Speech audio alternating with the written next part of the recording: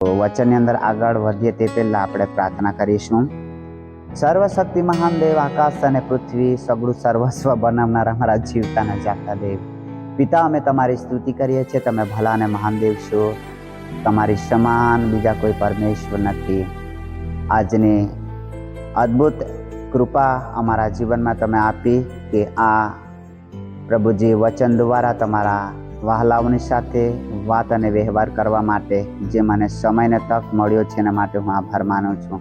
હે પિતા પરમેશ્વર, આજે અમે ઝાંખીના જીવન સંબંધી થોડી બાબતો શીખવા જઈ રહ્યા છે, ત્યારે પરમેશ્વર તમારી ઈચ્છાને અમે જાણીએ અને પરમેશ્વર અમારા માટે રાખી મૂકેલા ઈરાદાઓની અંદર અમે ચાલીએ અને જે કંઈ અમારા જીવનમાં આવશ્યકતા છે એવી બાબતો આ વચન દ્વારા તમે પૂર્તિ કરજો.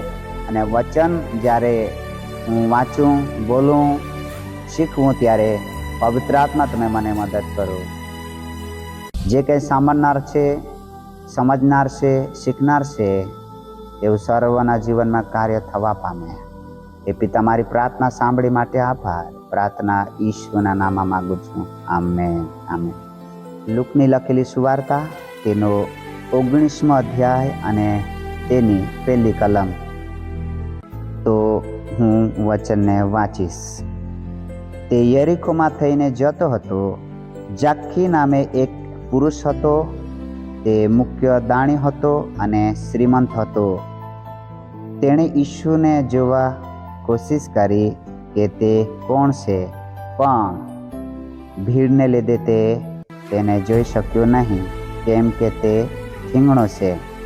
અહીંયા પ્રભુનું વચન આપણને બતાવે છે તે યરીખોમાં થઈને જતો હતો. કોણ જતો હતો? કે યેસુ જતો હતો. હવે બીજી કલમની અંદર અહીંયા આપણે જોઈ શકીએ છીએ કે ઝાંખી નામે એક પુરુષ હતો. તે મુખ્ય દાણી હતો અને શ્રીમંત હતો. ઝાંખી નામે એક પુરુષ, એક વ્યક્તિ છે.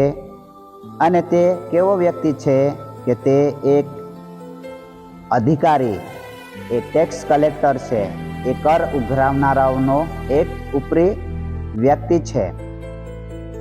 અને બીજી બાબત કે તે ઘણો ધનવાન વ્યક્તિ છે.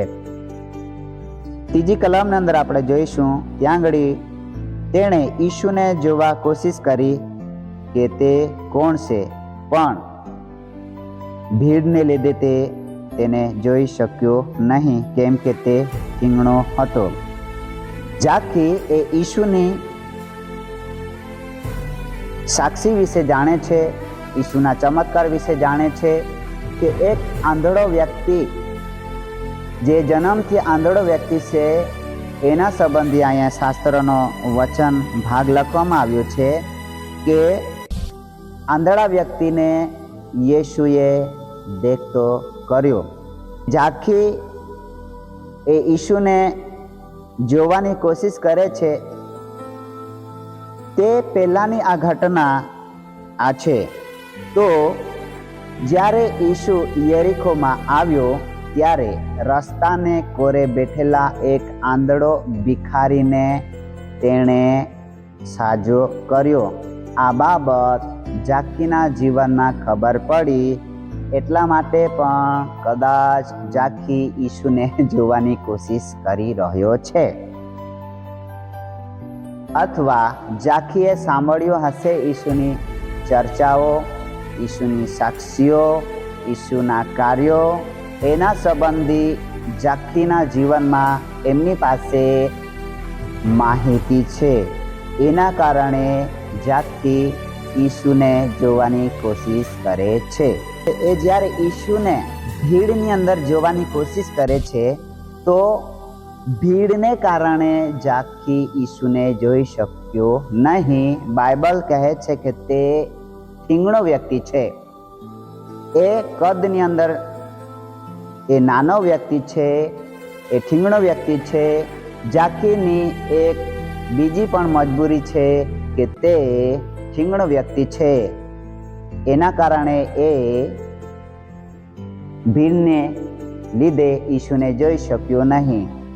ઝાંખી એકલો જ વ્યક્તિ એ ઈસુને જોવાની કોશિશ કરે છે, જાખી એક ટેક્સ કલેક્ટર છે આપણે જાણીએ છીએ, અને સાથે ધનવાન વ્યક્તિ છે એ પણ જાણીએ છીએ. તો જાખી એ ટેક્સ કલેક્ટર છે, કર ઉઘરાવનાર છે, દાણી વ્યક્તિ છે. તો એના જીવન અંદર લોભની બાબત હતી. આ લોભની બાબતને કારણે લોકો એને ધિક્કારતા હતા, લોભને કારણે લોકો એને તુષ્કારતા હતા. લોકો એમના માટે આંગળી ચીંધતા હતા કે જાખી એ લોકોની પાસે પૈસા ઉઘરાવનાર વ્યક્તિ છે, આ તો એક પૈસા ખાઉદ્ર વ્યક્તિ છે, એમ લોકો એના વિશે સાક્ષી આપતા હતા. એ જાખી તે સમયે એ બદનામ થયેલો વ્યક્તિ છે. બીજી બાબત દ્વારા આપણે શીખી શકીએ છીએ કે તે એક બદનામ થયેલો વ્યક્તિ પણ છે, અને બદનામ થયેલો વ્યક્તિ લોકો એને આવકાર આપી શકતા નથી, એના વિશે સારા શબ્દો બોલી શકતા નથી. એટલા માટે એ ભીડથી અલગ થઈને ઈસુ જે જ રસ્તે થઈને જવાનો હતો તે જ રસ્તે એ થોડી આગળ દોડી જાય છે. આમ તેમ જોઈ છે અને યુક્તિ એના જીવનમાં આવે છે કે ચાલ હું આ ઝાડ પર ચડી જાઉં અને હું સંતાઈને આ જ રસ્તે થઈને જ્યારે ઈસુ જશે ત્યારે હું ઈસુને સાનો માનો જોઈ લઈશ. હાલેલુયા. તો ભીડને કારણે તે ઈસુને જોઈ શક્યો નહીં, અને થોડા કલાકો પહેલા એ આંધળાને ઈસુએ દ્રષ્ટિ આપી. એ આંધળો પણ ત્યાં થઈને જઈ રહ્યો હતો અને એને પણ જોવાની એને કોશિશ કરી હતી. બાઇબલમાં એવું નથી લખ્યું કે તે આંધળા વ્યક્તિને જોવા માંગે છે, પરંતુ તે ઈસુને જોવાની કોશિશ કરે છે. ઈસુના નામનો અર્થ થાય છે કે ઉદ્ધાર કરનાર પરમેશ્વર, મુક્તિ આપનાર પરમેશ્વર. હવે જાખી એક પાપી વ્યક્તિ છે, એને ખબર નથી, પોતાને જાતને ખબર નથી કે હું પાપી વ્યક્તિ છું. પરંતુ એ પાપી વ્યક્તિ છે એમ કોને ખબર હતી? યેશુ મસીહને ખબર હતી કે જાખી એ ભીડની અંદર ભીડને કારણે મને જોઈ શક્યો નથી, પરંતુ આજે હું જાખીને મળીશ, જાખીના જીવનમાં હું આજે ઉદ્ધાર આપીશ, જાખીના જીવનમાં હું એની પરિસ્થિતિને બદલી નાખીશ. અને બાઇબલ અહીં કહે છે કે ભીડને કારણે તે જોઈ શક્યો નહીં, કેમ કે તે ઠીંગણો હતો. તેથી આગળ દોડી જઈને તેને જોવા સારું એક ગુલાબના ઝાડ પર ચડ્યો, કેમ કે તે જ રસ્તે થઈને તે જવાનો હતો. બાઇબલ કહે છે આ પહેલી કલામની અંદર જ્યારે આપણે વાંચીએ છીએ તે યરીકોમાં થઈને જતો હતો. હવે જાખીના જીવનમાં ઈશ્વરને જોવાની એને કોશિશ જાગી, લાલસા જાગી.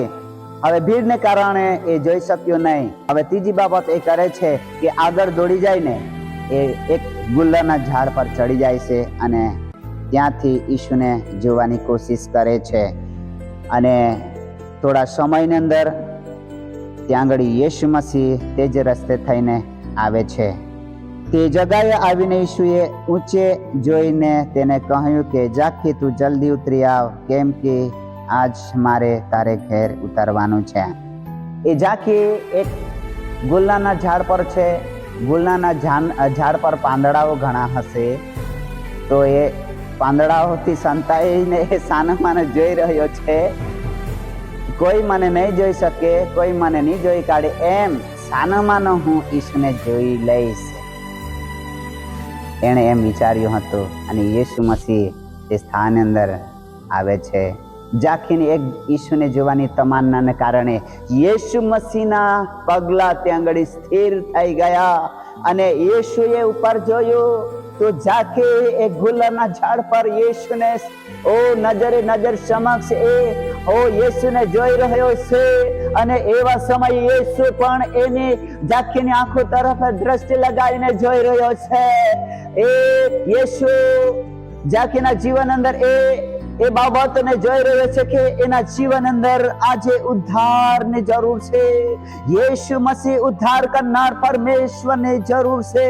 એ બાબતની એ તરસ એની આંખોની અંદર હતી. એ જાખીના જીવનની અંદર એવી તરસથી ભરેલી એવી આંખો હતી, ઉદ્ધારથી ભરેલી એવી એના જીવનની અંદર આંખો હતી, આંખની દ્રષ્ટિ હતી કે હું યેશુને જોવા માંગુ છું. અને તે જ ઘડીએ યેશુએ ઉપર જોઈને કહ્યું કે જાખી જલ્દી નીચે ઉતરી આવ, કેમ કે આજે હું તારા ઘર આવવાનું છું. હિબ્રુ ભાષાની અંદર બે શબ્દકોશથી જોડાયેલો એ શબ્દ છે યહો, યહો અથવા યેહુ. એ એક શબ્દ છે યહો, એનો અર્થ થાય છે કે યહોવા પરમેશ્વર. હવે બીજો શબ્દ હિબ્રુ ભાષાની અંદર શુવા, શુવા શબ્દનો અર્થ થાય છે, અર્થઘટન એમ થાય છે કે ઉદ્ધારક. હવે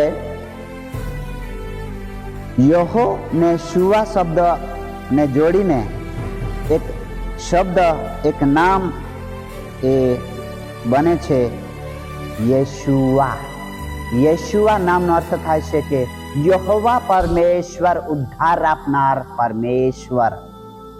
જાકે એ માત્ર યેશુને જોવાની કોશિશ કરતો હતો, પરંતુ એના જીવન અંદર એને નહીં ખબર હતી કે આ ઝાડવા પર હું ઈસુને જોવાની કોશિશ કરીશ અને આ મારો પ્રયત્ન મને ઉદ્ધારના માર્ગ સુધી દોરી જશે, ઉદ્ધારની અંદર મને દોરી જશે. ઉદ્ધાર કેવી રીતના મળશે, ઉદ્ધાર શું છે એને નહીં ખબર હતી, પરંતુ ઈસુનું નામ ની અંદર એ બાબત સમાયેલી છે કે પરમેશ્વર યહોવા ઉદ્ધાર આપનાર, યહોવા પરમેશ્વર ઉદ્ધાર આપનાર પરમેશ્વર. ઈશુના નામનો અર્થ થાય છે કે ઉદ્ધાર કરનાર પરમેશ્વર. તો જાકીના જીવન અંદર એ ગુલાના ઝાડ પર ત્યાં આગળ ઈશુની સાથે એન્કાઉન્ટર થયું અને યેશુએ કહ્યું કે જાકી જલ્દી નીચે ઉતરી આવ, આજે હું તારા ઘરે આવવાનો છું. અને જાકી હર્ષથી નીચે ઉતરી આવ્યો અને ઈશુનો આવકાર કર્યો. આપણે આગળ વાંચીએ છીએ, ત્યાં આગળ તે જલ્દી ઉતરી આવ્યો અને તેણે આનંદથી તેનો આવકાર કર્યો. તે જોઈને સગડાએ કચકચ કરીને કહ્યું કે એક પાપી માણસને ત્યાં તે પરોણો રહેવા ગયો છે. પહેલી બાબત કે ભીડના કારણે તે ઈશુને જોઈ શક્યો નહીં, અને એ જ ભીડ જ્યારે જાકીને ઈશુ પ્રાપ્ત થયો ત્યારે એ જ ભીડ એ પરમેશ્વરને કહે છે કે, ઈશુને કહે છે કે આ એક પાપી વ્યક્તિના ઘરે પરોણા રહેવા માટે જાય છે. થોડા સમય પહેલા ઈસુ મસીહે એક આંધળાને દ્રષ્ટિ આપી, આંધળા બાર્તિમાઈને દ્રષ્ટિ આપી, અને એ જે અજાર જેવો ચમત્કાર ઈસુએ કર્યો. લોકો ઈસુ નાઝરી એમ પોકારીને કહેતા હતા. એ જ લોકો થોડી વારની અંદર બદલાઈ જાય છે પ્રિયો. એ ઈશુને એમ કહેવા લાગે છે કે આ તો પાપી માણસના ઘરે પરોણા જાય છે.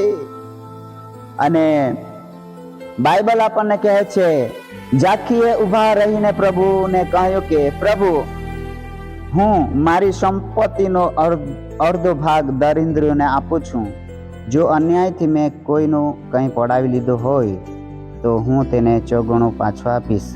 અહીંયા પ્રભુના વચન અંદર આપણે જોઈએ છીએ ત્યાં આગળ કે જાકી જ્યારે એમ કહેવા લાગ્યો કે મારી સંપત્તિનો અડધો ભાગ હું ગરીબોને આપી દઉં છું. કોઈની પાસેથી મેં અન્યાયથી પડાવી લીધો હોય તો હું એમને 4 ગણું પાછું આપું છું.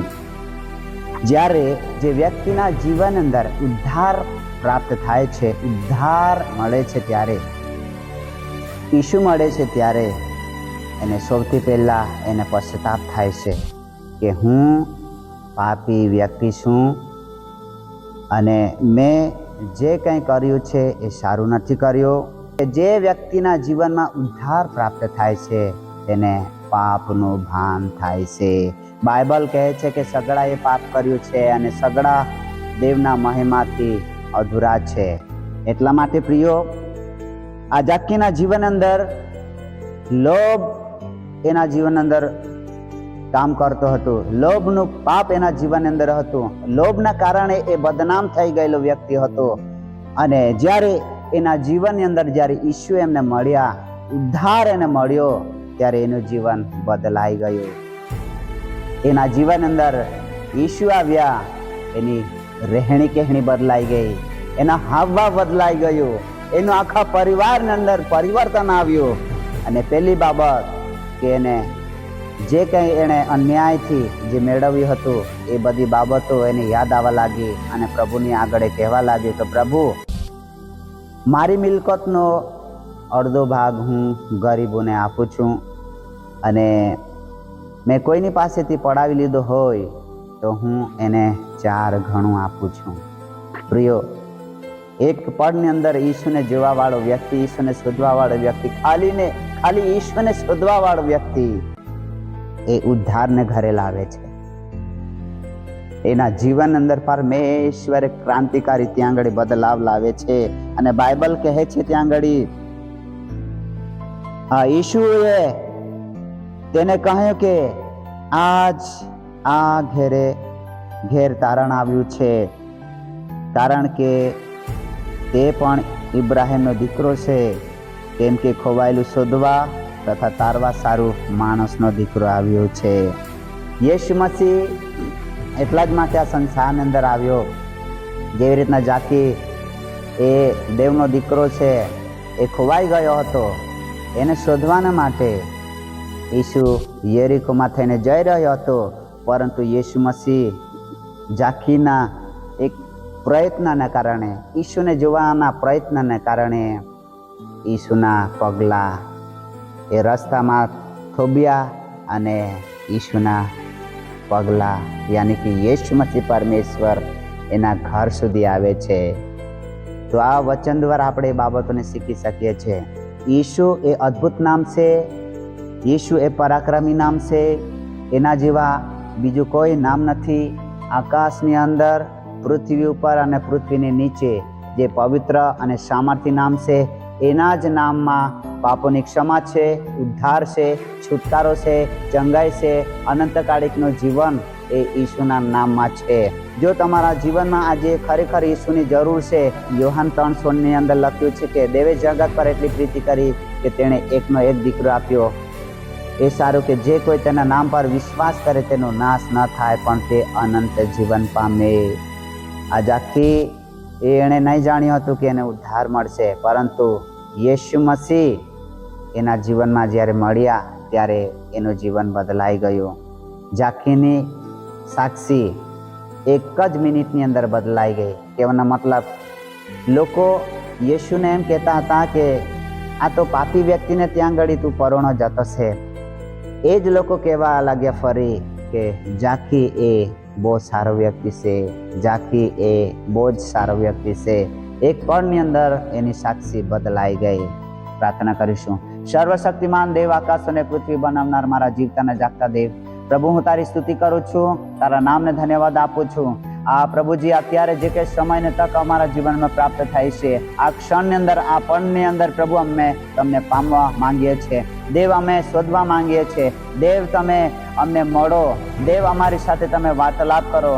જે વ્યક્તિના જીવનમાં નિરાશા, હતાશા, જીવનથી હારી ગયેલા, થાકી ગયેલા હોય, એમની ગવાહી ગમે તેવી ખરાબ કેમ ન, એમનું જીવન ખરાબ કેમ ન હોય, પરંતુ પરમેશ્વર તેમના પરિસ્થિતિને તમે બદલી શકો છો, એમના જીવનને તમે બદલી શકો છો, એમની ગવાહીને તમે બદલી શકો છો. પ્રભુ તેમના જીવનની સાથે તમે વાર્તાલાપ કરો. પ્રભુ તેઓને તમે મોક્ષ આપો. આ સંસારની અંદર તમે એટલા માટે આવ્યા કે તમે પાપીઓને બચાવવાના માટે આવ્યા. જાતિ જાતિના લોકો, ધર્મના લોકો, દેશોના લોકો પરમેશ્વર તને ઓળખે, સાચા પરમેશ્વરને ઓળખે, ઉદ્ધાર કરનાર મસીહને ઓળખે. આ સંસારની અંદર યેશુ મસીહ 2025 વર્ષ પહેલા આ સંસારની અંદર આવ્યા અને તેણે ક્રૂસ પર પોતાનો જીવ આપ્યો, બલિદાન થયો, અને પાપને ક્ષમા અને ઉદ્ધારના માટે એણે લોહી વેવડાવ્યું, બલિદાન આપ્યું, અને એ કબરની અંદર રટાયા અને ત્રીજા દિવસે સજીવન થયા. અને એ ઈસુ પરમેશ્વર એમ કહે છે, હું માર્ગ છું, હું સત્ય છું, હું જીવન છું. જે કોઈ મારા પર વિશ્વાસ કરશે તેનો નાશ ન થાય, પણ તે અનંતકાળિકનું જીવન પ્રાપ્ત કરશે. તે ક્ષણની અંદર તમે જ્યારે પુકારશો, ઈસુ તમે મારા પર દયા કરો, મારા પાપોને ક્ષમા કરો, પ્રભુ ઈસુ તમે મારા ઉદ્ધાર કરનાર પરમેશ્વર છો, એમ કહીને તમારા જીવનની અંદર તમે અંગીકાર કરશો તો તમે ઉદ્ધાર પામશો. એ પિતા, મારી પ્રાર્થના સાંભળી માટે આભાર માનતા પ્રાર્થના ઈશુના નામમાં માંગુ છું. આમેન.